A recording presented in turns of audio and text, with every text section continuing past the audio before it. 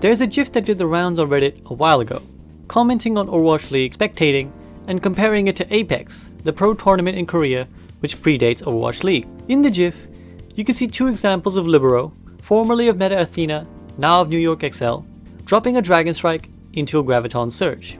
The purpose of this comparison is to argue that Apex does a much better job than Overwatch League of showing the Dragon Strike and the game in general. Now, although I am a fan of the Apex tournament, I'm not here to argue about who's better. I'd actually like to go one step further and argue for something else. I think the reason the Overwatch League clip in the example looks so inadequate is not because the observers are bad, it's because the style they've been asked to focus on is fundamentally flawed. That is the use and overuse of the first person perspective. In my personal, humble opinion, this needs to change right now if we want to improve the state of learning in the game. Hello guys, my name is SVB and I'm back with another video, and today I'm going to be doing something a little bit different than what I normally do. This video isn't about advice on how to play Overwatch, but it does address something fundamental about the game, which if changed, could, I think, really benefit the community as a whole, and could really raise the knowledge level of the player base. Most of you watching this video will have no doubt watched Overwatch League in some form or the other at some point. Maybe some of you watch the odd game, maybe some of you follow a particular team, and maybe some of you are big fans and watch as many games as you can.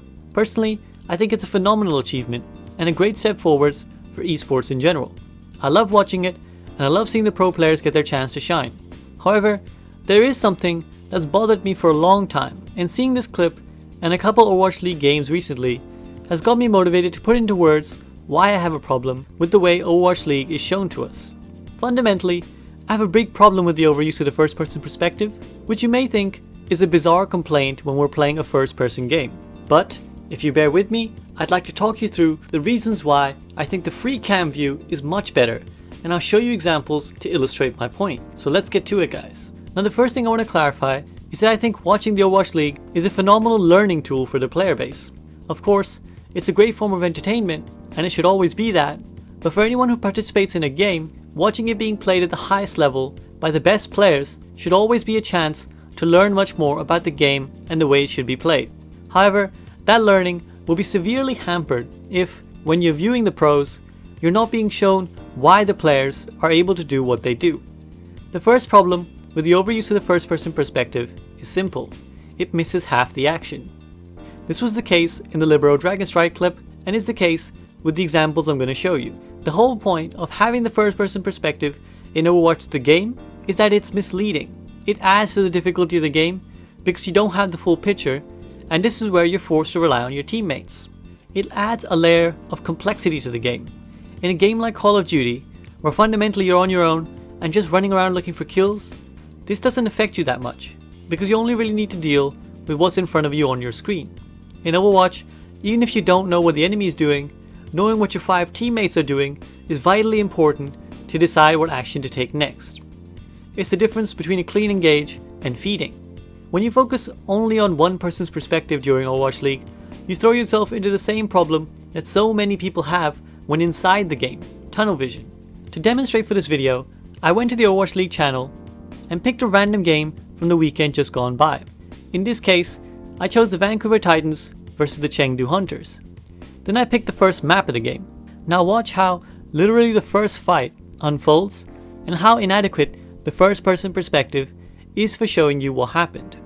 Yeah, it's also pretty hard for Wrecking Ball to interrupt it because it said Fortify. A Hulk onto a Doomfist is as good as a depth sentence for him a lot of the time. Good start though, Twilight there really gets worked up with that Biotic Grenade early. He's in a very safe position to put out a lot of healing. Once Bumper gets in there, it's like the cat amongst the pigeons. Not much Chongdu could really do. In the first person perspective, we see Haksal land a punch, then jump out and die. Not a particularly eventful engage from him. Yet somehow, 2 members of the Hunters die. So what actually happened? To find out, I went into the awesome new Overwatch League replay tool and decided to watch that game back with the Freecam view. Now, with the full picture, you can see exactly what went down. It's a beautifully executed, coordinated dive from the Titans. Bumper rolls in, then Haksal punches, then Seomin Su gets a hack off on the Diva, followed by a huge anti-nade from Twilight, which kills the Brig and purples the other 2 supports. None of that is clearly visible from Haxal's perspective. In the game itself, he is of course aware of all this because he will be constantly communicating with his team. But when we are not privy to this, and we still watch his perspective, we have to watch as if he's making decisions and taking actions on his own, which is just not the case. And this is my second problem with the first person perspective. Not only does it miss half the action, because no one player will have a clear perspective of everything that's going on, but it also encourages a really bad mentality amongst the player base, and that is the solo carry mentality.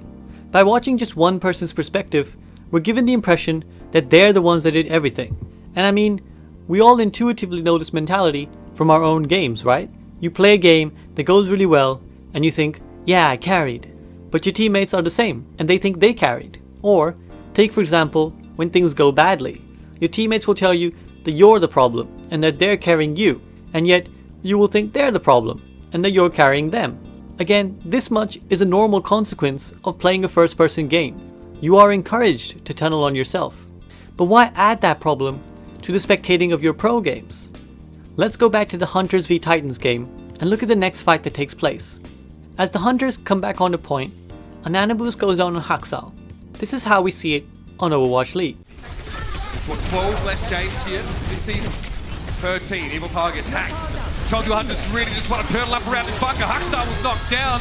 Mutual knockdown between the brick. That was a huge seismic slam. 3 or 4 individuals knocked up by that one. Haxal now is using his melee. Just bop him. If we watch it from just this perspective, it looks like Haxal carried the fight thanks to the nano boost and just deleted most of the Hunters. Now watch that same fight from the Freecam perspective. You start to see so much more when you look at it this way, and you see most importantly that this is a team effort. Bumper swings in to help Haxal, Twilight is pocketing him from behind, So Minsu EMPs all the members of the Hunters, and a huge anti-nade comes in from Twilight again. In fact, if I break it down and show you the play-by-play, you'll see this even more clearly. Of course, this would not be available even in Overwatch League, but I just want to show you how misleading the perspective we got is. As Haxal gets nano boosted and goes for the punch, he immediately gets counterbashed by the Brig, putting them both on the floor. Notice how low his HP goes. If this was one of your solo queue games, or if no one came to help Haxal, I guarantee he dies right here and that's the end of the fight. Instead, in swings Bumper to dislodge the Hunters and make it hard for them to hit Haxal. As Haxal gets up, a gigantic EMP comes in from So Minsu, stripping away the Hunters' abilities to do anything, and more importantly, strips away their shielding. If you look back, you'll see that Haxal is actually panic slamming. He's so low on HP that he's just using every cooldown he can to try and save himself. He's about to seismic slam straight into a shield until So Minsu strips it away. So the EMP comes in big, and then another huge anti-nade from Twilight once again kills one and debuffs another two, making them as good as dead. Slime then comes in and boots the D.Va off the map, and finally, in conjunction with his team, Haxal is able to mop up the rest of the kills inside the little room. Anyone watching this way would never in their right mind think that Haxal solo carried that fight, and yet, look at the Twitch chat after what was shown in Overwatch League. Doomfist broken, Doom stupid hero, Haxal wow. And listen to the casters. 3 or 4 individuals knocked up by that one. Haxal now is using his melee. Just bop him. Haxal on slime, dude. Remember when people said, I know, don't want to opt into the Chengdu Hunters? I mean, and in the Fiesta, the Titans are bringing the Fiesta to the Hunters. There's a lot of people talk about Haxal's Genji, but his Doomfist is also was considered one of the best in Korea, by far. Again, this is not an attack on either the casters or Twitch chat. Of course they will feel that Haxal carried when they watch the fight like that. Even though he would have died without his team and not gotten any of the kills had they not done an at least equal part. We're left talking about how Haxal's Doomfist is one of the best in Korea. I mean, sure, it might be, but that's not what we just saw go down. Here's another game I picked out at random. NYXL versus the London Spitfire. This time, I went to game 2 to try a different map type. Look again at the first actual fight that happens. Follow-up though, is the big question. They don't have that EMP yet. Here's a hook. Another hook, manages to find Gesture, but instant Fire Nade comes through to help keep him alive. Bird Ring in the meantime, however, gonna be taken down. Donut gonna be slapped. Nano onto Prophet. So they try to come up with a win here, but Quantumate gonna be eliminated. They do finally manage to finish off that Roadhog. And YXL though, they're gaining a tick on the point, and the res even comes through from Anamo. Right up into the doorway, manages to bring the Hog back in. Now whole Hog gonna be popped. Donut zoning them back as they go ahead and tick up here on point A. Prophet goes into the back delay for a little bit longer. That allows the bunker to move forward. The shield comes down, but Libero with those storm arrows manages to find 3 kills! Suddenly just broken open. We're stuck watching Jonak's perspective, and then Prophet, as Sabiobi goes on to get 2 kills. Prophet gets nanoed, so the observers obviously take a guess that he's going to do something, but it doesn't pan out that way. Then, look how much more clear the perspective of the game is the minute we go into Freecam. Now we can see that New York have an oppressive hold on the point with the Orisa, the Hog, the Hanzo and the Mercy, which is why Spitfire corralled into that room. Then again, we're sent in the Jonak's perspective, while Libero starts to frag on point. How many of the key plays did we actually even see take place on the screen, while we were so obsessed with trying to find that one player whose perspective we should focus on? I want to make it clear that I'm not saying this is the fault of the observers. It's not a condemnation that they're bad. This is a flaw in the philosophy of spectating that Blizzard has asked of them, and I'll get into the reasons why Blizzard has done this in a minute. But first, I know that by this point, a lot of you watching will say, "Oh what, so we're supposed to always watch in Freecam? This is a first-person game, that's stupid." And to those people, if they've even made it this far, I totally understand your point. I'm not saying we should never use first-person perspective, but my point is that by its very nature, it will always either miss what happened or give a severely misleading perspective. That's how it was designed. The observers are being asked to essentially make a prediction before the start of every fight as to who they'll think will do the most work, and they're not mind readers. Even with the best game sense, they will only get it right a fraction of the time.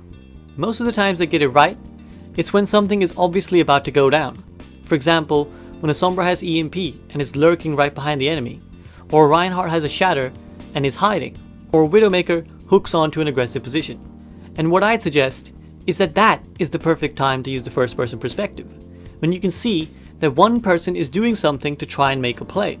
That is when we get those huge payoff moments of, "Oh my god, I can't believe Carpe just killed those 4 people on his own. Oh my god, Super just pulled off that sneaky Shatter." At other occasions, there's no need to force that. There's not always one person making a play, and in fact, most of the times, it's a coordinated effort from a team that wins them a fight. That can still be just as hype-worthy as a solo carry. This is the mentality shift we need to see. And if you really want to learn the game, the best perspective is actually not the first person POV of the pro player. It's the one that actually shows you best how they were able to be successful. I mean, this is fairly obvious if we take this context outside of Overwatch. Imagine if you're a fan of basketball and someone tells you to try and learn how to play while watching the first person perspective of LeBron James. That would be absolutely ludicrous. All you'd see from his eyes is his hands, some of his teammates, some of his opponents, occasionally the ball, and then the net when he inevitably sinks a shot. Imagine trying to learn football and watching through the eyes of Lionel Messi. All you'd see when he goes on his magical dribbles is his feet, the ball, and the ground, occasionally interrupted by other people's feet. Like these commercials from GoPro and Nike are showing us, it would be insane to actually try and get information about the game by watching it like this. Even though we see exactly what those players see and what we would see if we were in their position, it doesn't give us any help or understanding of why they do what they do or how they're able to pull it off successfully. Even in many other esports, we would never want to watch the game from the perspective of the pro player, because it would be absolutely meaningless without context. Here, for example, is a match from the world's best StarCraft 2 player, Serral, playing in an important final. Are so strong. Keep in mind there is no war prism with this army, so what you see is what you get. Serral continuing to surround the few remaining immortals. Drones now being pulled as well. The drones mean that this is serious. Serral knows he must hold right here, right now. Another great storm, but only 3 immortals left over, and it looks like Serral will hold. The last parts of the army have been destroyed, and back inside the main, there is nothing for stats. GG. Now, here's his perspective in a random ladder game. Forces under attack. Swarm forces under attack. Not exactly the best bailing connections. If this looks like a visual mess and random nonsense to you, then don't be alarmed. I've been playing StarCraft for months and watched countless pro games, and I really could not tell you what the hell he's doing. This guy averages over 400 actions per minute. 400. Of course, a lot of these are spam, but can you imagine trying to process that much information on a viewing screen without any context? Not only would it be impossible for most non-pro players, it wouldn't make for particularly engaging viewing either, since the entire thrill of the game is seeing what both players are doing and how they react to each other's plays. What makes Cyril amazing as a StarCraft 2 player is that he will often know what the enemy is doing even though it's not apparent on his screen. The same applies to an Overwatch player. Often, what makes them awesome is that they will know what the enemy is going to do even if their perspective doesn't necessarily betray that. Now I know that Overwatch is obviously not StarCraft, and a lot of you will point to other games like Call of Duty and Counter-Strike and say that Overwatch is a shooter game like them, and thus should be shown in first person primarily like they are. But ultimately, even though those games have strategies involved, they fundamentally come down to one thing: who shot who. They're much more centered around the idea of guns and scopes and shooting. Overwatch is absolutely not. Overwatch is not just a shooter game, and certainly it's not a shooter game like those are. If watching Ghost comps being played for a year straight hasn't taught you that, I don't know what will. Overwatch is a game about cooldowns, about coordinating engagements. It's a game about shields and bubbles and healing orbs and speed boosts and teleporters and gigantic dragon spirits flying across the map. It's a game where ultimates win matches, where soft dives and eco pushes are as necessary as hard skill. It's an incredibly complex game, and its complexity is what makes it so fun to play and try to master. Now, I said I can guess why Blizzard doesn't show the Freecam that much, and ultimately, it probably comes down to complexity. Blizzard have made no secret of their desire for Overwatch and Overwatch League to be mass-consumed products that even someone who's never played the game can watch and enjoy. The narrative of the one-player solo carrying is a lot easier to digest than trying to understand how 6 players came together to execute one coordinated attack that broke down an enemy's stubborn defense. And I get that. We all want Overwatch to be a strong and thriving game, and to be something that anyone can enjoy. But ultimately, the vast majority of the people tuning in to watch Overwatch League are Overwatch fans, and watching is a great way for them to learn. In any sport, electronic or physical, watching the professionals play is one of the best tools for learning there is. And by simplifying the game in Overwatch League, Blizzard does a huge disservice to its fans and the game itself. I've discussed in previous videos how often the understanding of the game is so poor in so many levels of ladder play. And all of you watching can probably testify to this yourselves, from the games you've been in and the clueless teammates you've encountered who don't seem to understand even basic teamwork and strategy. Overwatch League is possibly the easiest way to teach those players the fundamentals of the game. Overwatch is a team game. It needs to be played as a team. Every player should understand the macro elements of the game and how each character can enable and synergize with the others to win matches. But no one will ever get there if we continue to push the narrative that it's just a solo game, to be seen from one player's perspective. When someone pops off, you can still see this in the Freecam. It's still just as equally apparent. And more importantly, even if you do want to watch their perspective, you have replays. Observers miss things half the time anyways, as we've just seen. And we see replays of big plays all the time. We're used to this in Overwatch League.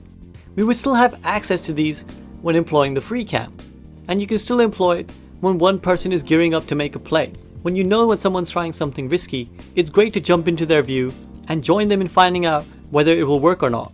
But overall, we gain so much more with this perspective shift than we lose. If I could pick out a random game, look at literally the first 2 fights of the match, and show you how much was missed with just the first take I made, imagine how much more we've missed across the length of Overwatch League.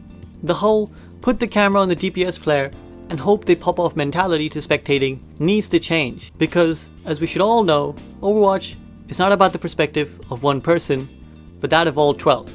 And if Overwatch League can start getting on board with this mentality, we might just see the entire player base reap the benefits. And that's all I got for today, guys. Hope you found this video helpful, and I hope that I was able to at least convince some of you that Overwatch League needs a shift in approach. Again, I just want to make it really clear that I really do love watching OWL. I also think the production is great, I think the casters are great, and I'm really amazed by how well they pull it off 9 times out of 10. But the one area they clearly lack is spectation.